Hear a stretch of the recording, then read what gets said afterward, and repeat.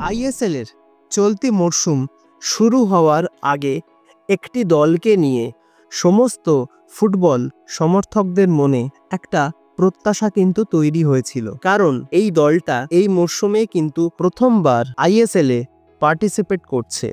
আর সেই প্রত্যাশা আরও বৃদ্ধি পায় যখন তাদের প্রথম বেশ কয়েকটা ম্যাচে এই দলটির মধ্যে দেখা গিয়েছিল একটা ইতিবাচক মনোভাবের, এবং এই দলটির প্রত্যেকটি প্লেয়ার নিজের সেরা খেলাটা উপহার দেওয়ার চেষ্টা করছিলেন। কিন্তু হঠাৎ করেই যেন হয়ে গেল ছন্দপতন।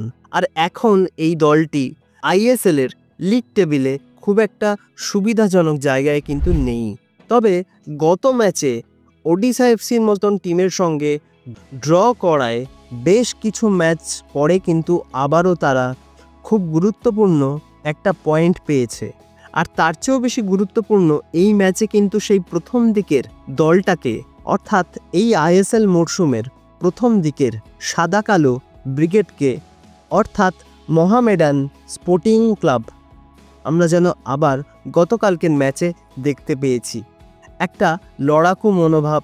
ম্যাচটা তারা হয়তো জিতেও যেতে পারত যদি না অ্যালেক্সিস গোমেজের শটটা বার পোস্টে লেগে ফিরে না আসতো। তবে কি মোহামেডান স্পোর্টিং ক্লাব আবার নতুন রূপে ফিরে আসার চেষ্টা করছে? হয়তো তাই। আর তার জন্যই নতুন একজন প্লেয়ারের নাম কিন্তু শোনা যাচ্ছে।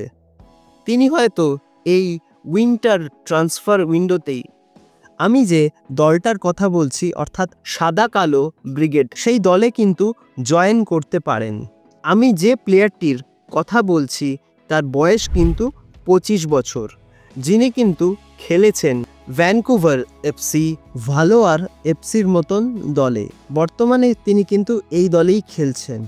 তিনি কিন্তু মূলত একজন সেন্টার ফরওয়ার্ড, যিনি কিন্তু কানাডিয়ান প্রিমিয়ার লিগে 27টা ম্যাচে মোট 7টা গোল এবং 3টে অ্যাসিস্ট করেছেন, এবং কানাডার আন্ডার 23, আন্ডার 20, আন্ডার 18 সমস্ত দলে কিন্তু তার খেলার অভিজ্ঞতা রয়েছে।